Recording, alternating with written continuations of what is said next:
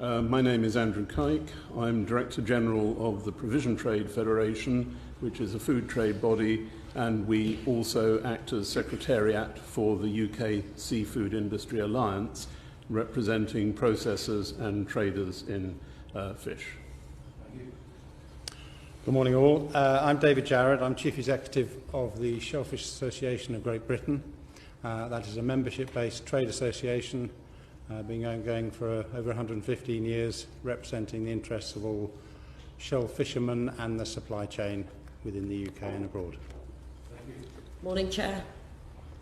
My name is Terry Portman. I'm a marine consultant, but I suspect my invite to your committee today is because of 20 years' experience of exporting mackerel, cuttlefish and mostly scallops to the EU. Indeed, thank you. Just to kick off, really would look for how many jobs, just as Saseen said, how many jobs are associated with the export of seafood, and also what are the preferred trade terms that UK seafood benefits from in respect of both the EU and non-EU. Would like to kick off with that. Terry? Okay, so I would suggest that in the follow-up session you've got someone from Seafish, and they are really the industry organisation that collects the data, so our gents may have an idea of how many people work in the seafood sector, but Seafish is probably best placed for that. On the terms of trade for benefits of UK seafood exports in the EU, I mean there's obvious... Well, if I answer briefly on that, while we are full members of European Union, our trade is completely free and frictionless. Free meaning free of tariffs, and frictionless because we have complete regulatory alignment. There's very little in the way of paperwork or checks or controls. So sending something from, say, Plymouth to Boulogne is the same as sending it from Plymouth to London. So effectively, it is, say, free and frictionless. In a no-deal scenario, we would become, in the jargon, a third country literally from one day to the next. And so we would face not only the full EU external tariffs, and we can come on in a minute to what that would mean in monetary terms, but we would also have to comply with all the regulatory controls that are applicable to third country imports, and that would be things like health certificates, which have to be signed by vets. In the case of fish, it would mean having catch certificates as part of the measures to combat illegal, unregulated and unreported fishing. There would have to be export declarations, and in the case of fish and other animal products, consignments would have to go through a designated border inspection post as well. So there would be problems on both sides, both on the tariff side and on the regulation side, and then just for good measure there would be additional regulations applying to drivers and haulage companies. They would need different permits from the ones that they have at the moment. And as has already been said, I mean, Seafish later on will provide you with more of the data, and that's sort of publicly available, but I think as a ballpark figure, roughly 80% of UK catches are exported, and by far the biggest market for that is in the EU.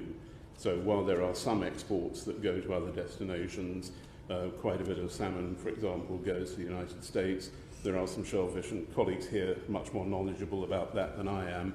So there are things that do go to China and non-EU markets, but in relative terms that is quite small compared to the vast majority which goes to the EU. So at the moment, how many lorries a day or a week, I mean it's a data question so it might be Seafish, how many lorries a day or a week are crossing the continent, and how many lorries a day or a week could be processed by anything after the... Terry, do you have more information on the sheer what that means in terms of lorry movements? Yeah, so I've been trying to get some good statistics on this and struggled, and it's disappointing that during the process, in the export industry is lots of little silos of businesses in competition with one another.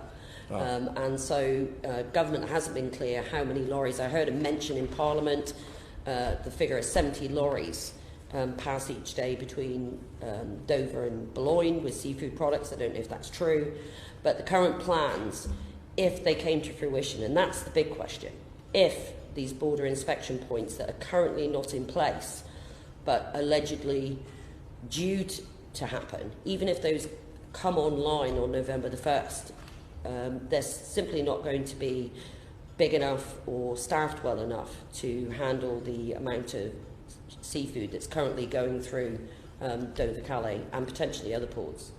And that means what? So if, for example, you had, and we've got some historical experience of this when there's been bad weather, so snow or back in 2014-15 when the shuttle was having a problem with cold weather, and we saw short delays to this frictionless trade that we'd seen. What happens when your goods arrive in Boulogne and they've missed the onward connection for transshipment to all the different markets, so Venice, Milan, Spain, Paris, wherever.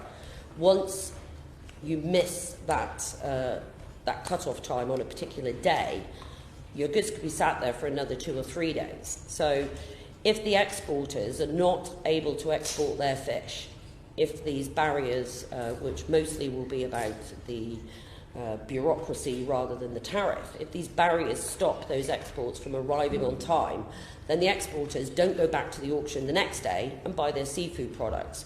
And you could realistically be looking at the UK fishing fleet, certainly the fleet that's catching exportable products, tied up within 48 hours of a no-deal Brexit, because exporters just won't be able to continue to buy when their goods aren't getting through.